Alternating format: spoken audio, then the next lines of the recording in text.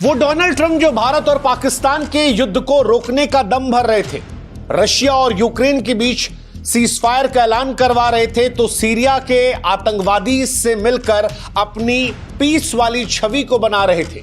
वो Donald Trump जो पूर्व अमेरिकी राष्ट्रपतियों से कहते थे कि युद्ध करना बेवकूफी है, वो जो अमेरिका को दोबारा से ग्रेट बना रहे थे, खुद के लिए नोबेल पुरस्कार की मांग कर रहे थे, ऐसा क्या हो गया कि डोनाल्ड ट्रंप ने न सिर्फ इजराइल का साथ दिया बल्कि अमेरिका को सीधे सीधे युद्ध में उतार दिया? क्या अमेरिका का ईरान पर हमला ईरान की परमाणु ताकत को रोकने के लिए था? क्या रात के अंधेरे में न्यूक्लियर साइट पर जो बम बरसाए गए उससे ईरान का न्यूक्लियर प्लान दशकों पीछे चला गया? डोनाल्ड ट्रंप कहते हैं कि हमने दुनिया को बचा लिया, लेकिन सवाल यह है कि दुनिया को बचाया या दुनिया को युद्ध की आग में झोंक दिया? इजराइल की लड़ाई को अमेरिका ने अपनी लड़ाई क्यों बना लिया? क्यों अमेरिका ने पहली बार ईरान पर इतना खुलकर हमला कर दिया? क्या यह शांति का रास्ता है या फिर तीसरे विश्व युद्ध का रास्ता? मिडिल ईस्ट क्या इसके बाद जल उठेगा? ईरान कितना जवाब देगा? और सबसे बड़ा सवाल कि क्या दुनिया वर्ल्ड वॉर 3 के मुहाने पर है? खाड़ी देश पाकिस्तान, रूस, चीन अब किस तरफ जाएंगे? भारत को इसमें कितना ज्यादा नुकसान होगा? बहुत सारे सवाल हैं जो लोगों के मन में हैं और इन तमाम सवालों का जवाब आज इस वीडियो में हम आपको देंगे। हम आपको बताएंगे कि ईरान पर हमला कैसे किया गया, किस तरह से किया गया, कितना नुकसान हुआ, कितनी कामयाबी मिली, कैसे यहां पर ट्रंप का नजरिया जो है वो बदल गया, पाकिस्तान की डबल मुश्किलें क्या हैं, भारत समेत पाकिस्तान कैसे फिलहाल दो राहे पर हैं, और इजराइल अमेरिका का सहयोगी है या इजराइल के हाथ में ये रिमोट कंट्रोल है जिसके सहारे अमेरिका ये सब कुछ कर रहा है?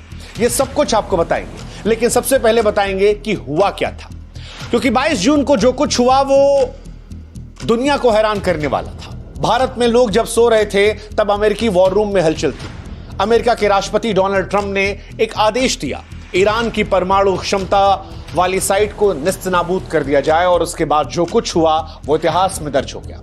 अमेरिका के B-2 स्टील्थ बॉम्बर्स जो रडार से भी बच निकलते हैं, वो एक बार में धरती के अंदर गहरे छिपे ठिकानों को ईरान में तबाह कर देते हैं। 3 टारगेट थे, पहला था नतांस, दूसरा था इस्फहान और तीसरा फोर्डो। ये वही जगह थी जहां पर यह माना जाता है कि ईरान ने अपने सबसे आधुनिक सेंट्रीफ्यूज लगाए थे, जिनमें उच्च स्तर का यूरेनियम समृद्ध किया जा रहा था। 30,000 पाउंड वजनी बंकर बस्टर बमों ने उस तहखाने को तोड़ डाला जो कंक्रीट और चट्टानों के नीचे 200 फीट ज्यादा गहराई में था। मतलब फोर्डो साइट को तो ऐसा समझा जा रहा था कि कोई परमाणु हथियार ही उसे तोड़ सकता है, लेकिन डोनाल्ड ट्रंप ने बिना परमाणु हथियारों के भी संदेश दिया कि अमेरिका के पास वो ताकत है जो नामुमकिन को मुमकिन बना सकती है। इस हमले में B-2 बॉम्बर्स ने इजराइल के पहले से साफ किए गए रास्ते से ईरान की वायुसेना में प्रवेश किया।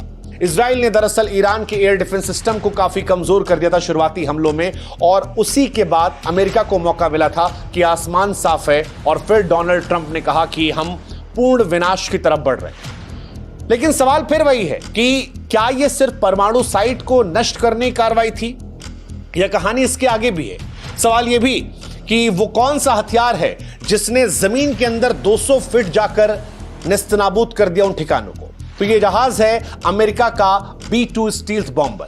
कहा जाता है इसे रडार भी नहीं पकड़ सकता। यह विमान खासतौर पर रूस के खिलाफ बनाया गया था। फिलहाल अमेरिका के पास 20 B-2 है और अमेरिका ने आज तक किसी भी देश को यह बेचा नहीं है।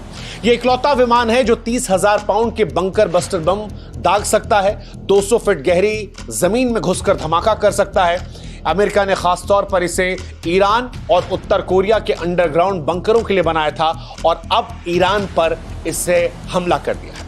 अब सवाल है कि हमले से कितना नुकसान हुआ, कितनी कामयाबी? तो अमेरिका का यह दावा है कि ईरान का जो परमाणु कार्यक्रम है वो अब 10-15 साल पीछे चला गया। अमेरिका यह दावा कर रहा है कि हमला सटीक है। फोर्डो जो पहाड़ियों की गहराई में थी वो मलबे में तब्दील हो चुकी है। नतांज से लेकर इस्फहान जो है वहां मशीनें खाक हो चुकी हैं। न्यूयॉर्क टाइम्स ने खबर भी छापी कि B-2 बॉम्बर्स ने फोर्डो पर दर्जनों बंकर बस्टर बम गिराए। हालांकि ईरान साफ साफ कह रहा है कि यह हमला उसे कमजोर नहीं करेगा। ईरान कह रहा है कि अमेरिका ने दुनिया को बेवकूफ बनाया है क्योंकि जिस साइट पर हमला किया गया वहां से कोई रेडिएशन लीक नहीं हो रही थी। ईरान यह दावा कर रहा है कि उसका समृद्ध यूरेनियम पहले से ही सुरक्षित जगह पर था। अब ईरान और अमेरिका में कौन सही कौन गलत, इसका जवाब किसी के पास नहीं है, क्योंकि जवाब अक्सर वहीं से आता है जो युद्ध जीतता है। जो युद्ध जीतेगा वो इतिहास को अपने हिसाब से लिखेगा। लेकिन सवाल एक जो दुनिया के मन में है वो ये कि क्या ये दुनिया को युद्ध की आग में झोंक रहा है। उससे भी बड़ा सवाल ये है कि डोनाल्ड ट्रंप जो मई के महीने में खुद कह रहे थे इजराइल को कि आप युद्ध को मत बढ़ाइए, उनका नजरिया इतनी तेजी से कैसे बदल गया। डोनाल्ड ट्रंप क्योंकि पहले ये मान रहे थे कि बातचीत से हल निकलेगा, उन्होंने बार बार कहा था कि अमेरिका को वो युद्ध में झोंकना नहीं चाहते, फिर वो पलटे कैसे। इसको लेकर जो इनसाइडर कहानियां आती हैं उसके मुताबिक डोनाल्ड ट्रंप को नेतन्याहू ने स्पष्ट कर दिया था इजराइल की तरफ से कि वो नहीं रुकेंगे। इजराइल ने शुरुआत में ईरान में जो हमले किए उसने काफी तबाही मचाई।